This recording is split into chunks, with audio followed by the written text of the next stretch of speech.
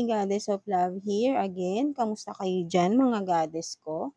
So, another reading tayo today for the air signs, Gemini, Libra, and Aquarius. So, kamusta ang mga air signs natin ngayon dyan? So, tignan natin anong message or sitwasyon ninyo ng iyong person, no? So, and anong message or God or advice ng inyong inner self and of course ni universe for you, no, earth signs, no. So let's start, no. So tignan natin anong sitwasyon meron sa ating mga air signs, no, sa kanilang person, no, right now, kung sino man itong nasa isip niya, no, in separation man or hindi, no. So tignan natin anong sitwasyon meron sa inyo right now, no. Kuha tayo dito ng 3 cards for you, earth signs, no? So, ano kayang message or I mean sitwasyon meron ang mga air signs right now sa kanilang person, whoever it is, no? Kung ano man, sino man ang nasa isip ninyo right now. So, anong message for the air signs? So, unang-una, no? So, you have this, alam niyo na yan, no? So, 143, no? So, I love you raw, sabi ng inyong. So, ibig sabihin nito is, mahal niyo ang isa't isa, no? So, ito ang sitwasyon niyo right now, no? Whoever is your person, no? Kung ano man ang connection niyo right now with your person, no? So, mahal niyo ang isa't isa, no? Earth signs. And what else for the air signs? So, 'di ba, no? I want to help you, love you, and your family. Or kung may, siguro, for some of you, earth signs, no? Maybe, single parent kayo, no? So, this one is, ano pala to, for some of you, ay, kung sino man itong person nyo, ay new person, no? Right? Kasi, ano to kumbaga, meron na kayong, may mga, for some of you, air sign, no? Ayun nga, sabi ko kanina is, single parent, no? So, ito ang sinasabi, kumbaga ito, o kung sino man, pwede rin naman, 'di ba, kung ano naman kasi ang sitwasyon niyo, right, no? So, maybe, ikaw or yung person mo ay may children, no? So, ibig sabihin, no, may anak or may mga anak, something like that. But then, tanggap nyo ang isa't isa, no? At willing kayong magtulungan, no? So, ito ang inyong relationship right now, no? So, tanggap nyo ang isa't isa at willing kayong magtulungan, no? At gusto nyong magkasama kayo habang buhay hanggang sa tumanda, no? Something like that, diba? Grow old with you, no? So, I want to help you, love you, and your family, children, grow old with you, no? So, for some of you, no? So, ang ganda naman pala ng samahan, no? So, what else? But then, yung pinakalas is, playing all along is my nature. Nako, for some of you pala, no? So, ito pala ang inyong sitwasyon right now. Ito pala is pwedeng, ito yung umpisa nyo ng inyong person, no? So, parang ang umpisa ng inyong relationship, mga air signs, no? For some of you is maganda ang simula, no, ng inyong relationship. Maybe, nag-start kayo as mga early 20s, no? Something like that. So, medyo bata pa kayo, nag-start kayo sa relationship, no? Kasi merong grow old with you, no? Something na siguro ito yung mga dati nyo. For some of you lang, kung sino ang nakaka-resonate dito, mga air signs, no? So, for some of you, ganito kayo nag-umpisa, no? So much in love kayo sa isa't isa, no? Right now. But then, ito na ang recent, no? For some of you ay nagkaroon ng problema or nagkakaroon ng problema sa inyong relationship, no? For some of you, earth signs, no? Gemini, Libra, and Aquarius, no? So, there is someone in your relationship, no? Is playing all along, no? So, maybe, ito nga ay, kumbaga, playing all along. So, from the start is, hindi na talaga pala seryoso. So, love bombing, no? For some of you, kung alam niyo yun, right? So, kung sino man sa inyong dalawa, na love bomb pala kayo, no? Dati, no? So, ngayon, nakikita na ang totoong kulay, no?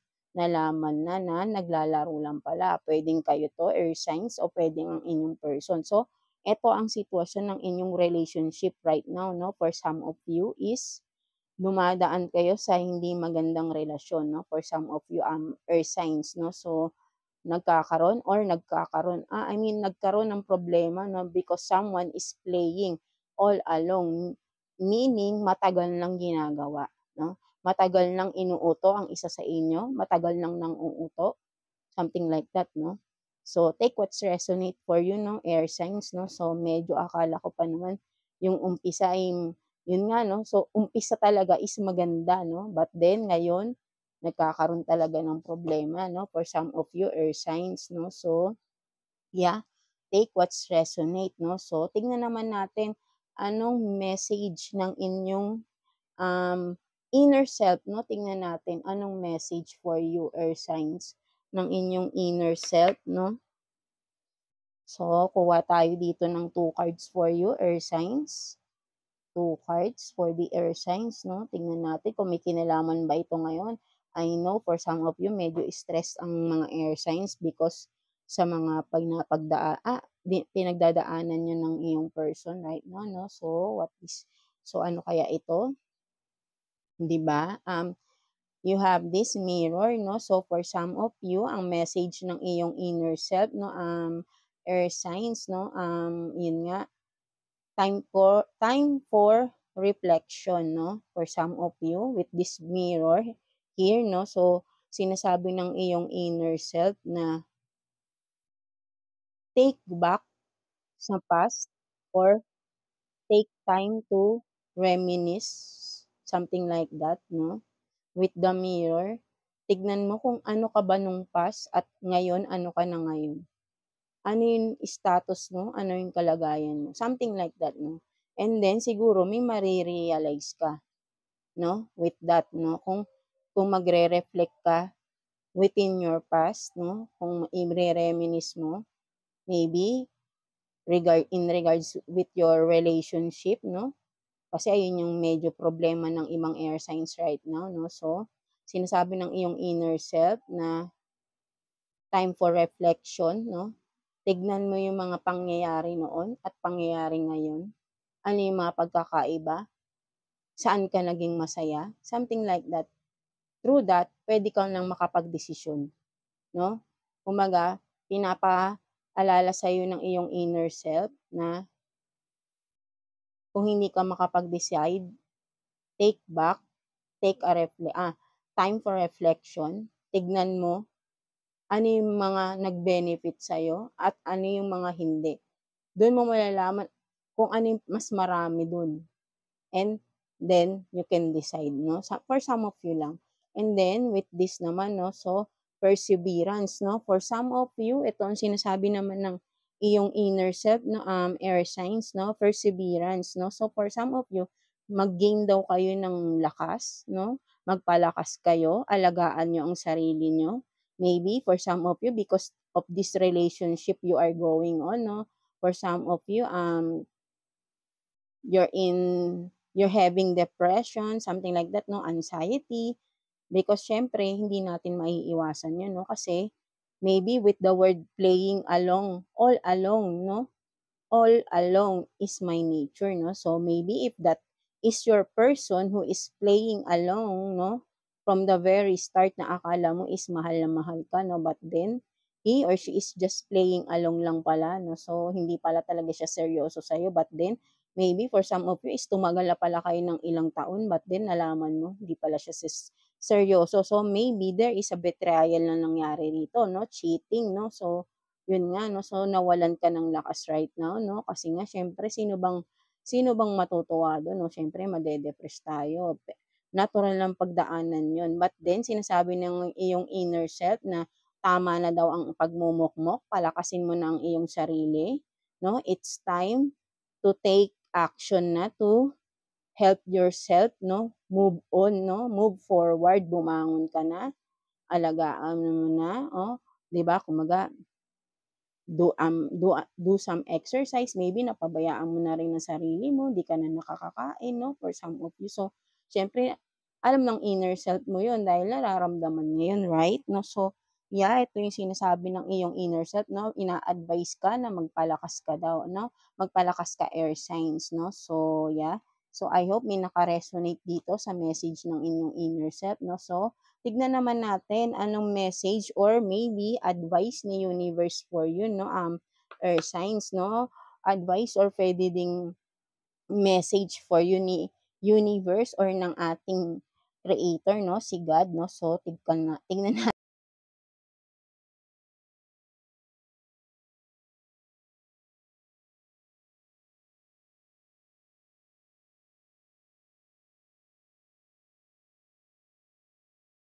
'no. So, kuha rin tayo ng 2 cards here, 'no, for you, earth signs, 'no. So, yeah, tignan natin.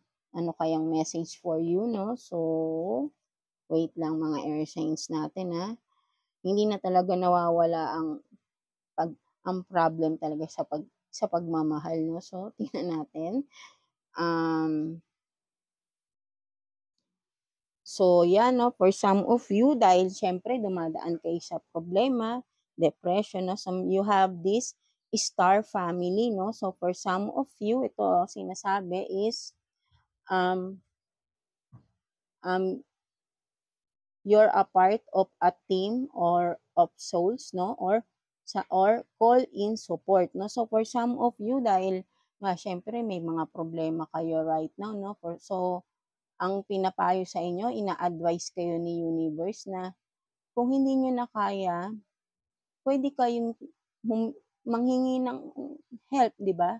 Support sa inyong family 'no, sa inyong immediate family 'no, air signs 'no. Kumbaga siyempre para may makausap kayo, something like that 'no, kasi siyempre masakit talaga 'tong pinagdadaanan niyo right now 'no. Nakakadagdag talaga na lalo na sa depression. Yung mag-isa ka lang wala kang makausap 'no, something like that 'no. So, sinasabi sa'yo ni universe na kung kailangan mo ng support, tawagan mo ang iyong family 'no. So, sila lang din ang puwede mong makausap mostly 'no. So, yun nga 'di ba, kumbaga ito sinasabi sa'yo ni universe kung kailangan mo ng support kahit emotional support, is a very big ano din yun, 'di ba, impact yun, Lalo na kasi 'pag depressed tayo is a mental breakdown yan, mental mental health na yung pinag-uusapan so kailangan mo ng kausap dito, earth signs 'no. So, sabi sa'yo again ni universe, ina-advice ka na to call for a support in your immediate family, right? No? So, and what else, no? So, um, meron kayo dito, the golden children, inner child, tenderness, innocence, rare gifts, no? So, yeah, for some of you, earth signs, no? Siguro, kasi nga para kayong, kumbaga, napaka-pure nyo, no? For some of you is mabait, parang bata, inosente, no? So, kaya kayo madalas naloloko, no? For some of you, nagte-take advantage ang inyong mga, ano, no? Kumbaga, ito yung rare gifts ni universe sa inyo, no? Air signs, kasi masyado kayong mapagmahal, no? Hindi nyo nakikita yung mga tao pala is sinasamantala na kayo 'no. So, 'yan parang sinasabi sa'yo dito ni universe na it's okay na 'wag mong sisihin ang sarili mo kung ano man 'tong pinagdadaanan mo, earth signs, hindi mo 'yan kasalanan 'no. So, 'wag mong sisihin ang sarili mo. Kung hindi ka na-appreciate ng iyong person, right 'no, so dahil nga merong mga cheating na nangyari dito, so hindi ikaw yung may pagkukulang, siya ang may pagkukulang sa sarili niya. Siya ang may problema, right? Kasi siya yung naghahanap, 'di ba? Ikaw hindi ka naman naghahanap, siya ang naghahanap. Nagdadahilan lang siya. Ibig sabihin nun siya ang may pagkukulang sa sarili niya kasi siya yung naghahanap, right? Kasi ganito yan, minsan madalas sinasabi ng mga tao or yun nga, ng mga partners natin kapag nahuhuli natin silang nagche-cheat, ang dadahilan nila is may pagkukulang sa atin. No, 'di ba? Hindi totoo yun or signs, 'di ba? Naghahanap lang sila ng iba dahil may kulang sa kanila. Maybe for some of your persons diyan 'no, ay gusto lang mag-explore pa ng mas marami. Dahilan nila yon yung pagkukulang nila sa sarili nila, sa atin nila kumbaga sa atin nila ibabaling, sa inyo nila ibabaling, right? 'Di ba? Sila yung mapaghanap, 'di ba? Kasi kung kontento ka, hindi ka maghahanap, hindi ka maghahanap ng wala sa partner mo. Tatanggapin, i-accept mo, i-embrace mo wholeheartedly kung sino ang iyong partner, right? Hindi ka maghahanap kasi pinili mo yung partner mo, eh. Hindi naman din kayo nagpilitan magsama, right? Hindi naman kayo nagsapilitan, right? 'Di ba? Kung halimbawa, example, babae tayo, ang mga lalaki kusa naman yan lumapit sa atin, right? Sila ang pumasok sa buhay natin, but then ang mangyayari lang pala is sisirain lang pala nila yung buhay natin, yung pangarap natin na buo ang family, 'no? Something like that, 'no? So, nakaka-frustrate lang din, 'no? So, and at the same time, nakaka-disappoint ang mga gano'ng tao. Sobrang nakaka-disappoint, 'no? So, minahal mo sila ng matagal na panahon, but then yung pala pinaglalaruan ka lang pala nila, hindi sila seryoso, 'no, all along, 'no, from that long term na akala mo is a long-term relationship na, 'no, but then it's a long term of what, of, deception lang pala, 'no, something like that. But then, hindi mo yun kasalanan, 'no, so at least nalaman mo na rin yung totoo. Kahit na sabihin nating matagal nangyari, ngayon mo lang nalaman. Maybe this is the right time for you para malaman mo yon. Kasi alam ni God na kung siguro noon mo pa nalaman na niloloko ka ng iyong person, maybe by that time is mas mahina ka. Dahil siyempre mas bata ka pa nun, right? 'Di ba? Mas wala ka pang experience sa life, 'no? So maybe mas madali kang kumbaga hindi mo kakayanin, 'no? So so kung example na ito nga matagal na kayo ta's ngayon mo lang nalaman, maybe and yeah, maybe it is the right time for you, 'no? Kahit sabihin natin, "Bakit ang tagal na pala, 'no, tapos ngayon mo lang." Maybe this is ayun nga yung tamang panahon kasi makakaya mong ma-overcome yun, 'no? Masakit, kailangan nating pagdaanan nitong pain, siyempre, 'no? Hindi natin alam kung kailan. Maybe for some of you, it will take years, 'no, for you to recover, 'no? But then, gawin mo pa rin na mag-recover ka, 'di ba? Wag mong i-ano yung sarili mo, ilubog sa ganyan, 'no? Kaya nga ngayon mo lang siya nalaman kasi alam ni universe, alam ni God na kakayanin mo na 'tong panahon na 'to na i-handle whatever situation it is, 'no? Yang panloloko or kung sa family mo naman may niloko ka ng iyong isa sa family member mo, 'no? 'Di ba? Kapatid mo, maybe magulang mo, who knows, 'di ba, right? 'No? Kasi kapag may dumadaan na problema sa'tin, ang tingin ko lang, it's the right time, 'no, for us para mapagdaanan 'yun, eh. Kasi alam ni universe kakayanin mo 'yun i-solve, eh, right? 'Di ba? Hindi yan kung halimbawa yung problema is matagal na pala, ngayon mo lang nalaman. Maybe before, hindi mo 'yun dapat malaman dahil hindi mo kakayanin. But then, ngayon mo lang nalaman, so dahil nga kaya mong i-solve 'yan, kaya mong ma-overcome 'yan at naniniwala si universe sa'yo na kaya mong gawin 'yun, kaya mong malagpasan 'tong problema na 'to. Dahil from your experience, dahil mas matatag ka na for sure, dahil siyempre for the years, 'no, hindi lang naman ito yung pinagdaanan mo with your person, marami ka ring naging napagdaanang problema, 'no? In regards with your person, in your relationship, and of course with your family din, right?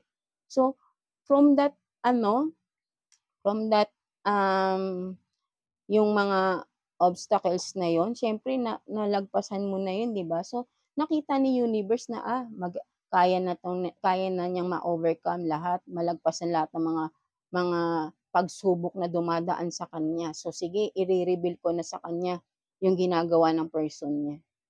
Dahil alam ko, makakaya niya rin 'tong lagpasan. Kasi ito yung pinakamasakit for sure, 'di ba? Na malalaman mo sa iyong buong buhay. So, ngayon lang niya ni-reveal ni universe, 'no? para alam niya kasi ngayon kakayanin mo. Kasi kung dati mo pa 'to nalaman baka hindi mo kayanin 'no, earth signs 'no. So, yeah 'no, kaya ayun ang ginawa sa'yo ni universe, ngayon lang niya nalaman 'no. So, kumbaga importante ka kay universe 'no, kay God kasi for him, for our creator, ikaw daw ang golden child niya, right? Mahalaga ka kay universe kaya ayaw niyang masasaktan ka ng sobra 'no. So, ngayon binigay niya itong pagsubok na ito sa'yo, nalaman mo itong masamang balita na ito 'no, dahil ngayon alam ni universe kakayanin mo 'to, malalagpasan mo 'to 'no. Just take your time to heal, air signs 'no, Gemini, Libra, and Aquarius 'no. So, yeah 'no, that's it 'no. Sana nakakuha kayo, naka-resonate kayo dito sa ating reading 'no, for you, earth signs 'no. So, yeah, that's it for you, earth signs, and thank you for watching, earth signs. And again, please like and subscribe sa ating channel para maka-follow kayo, makaano kayo sa mga next readings natin, right, 'no. So, yeah, that's it 'no. So, have faith lang kay God 'no, kapit lang, 'wag bibitaw 'no, right? Kasi alam mo, kung ano man yung pinagdadaanan mo ngayon, alam ko malalagpasan mo yan, earth signs 'no. So, maniwala ka lang sa sarili mo at maniwala ka lang kay God, hindi ka niya pababayaan 'no. So, yeah, that's it for you, earth signs 'no. And yeah, thank you for watching, and yes, thank you, earth signs.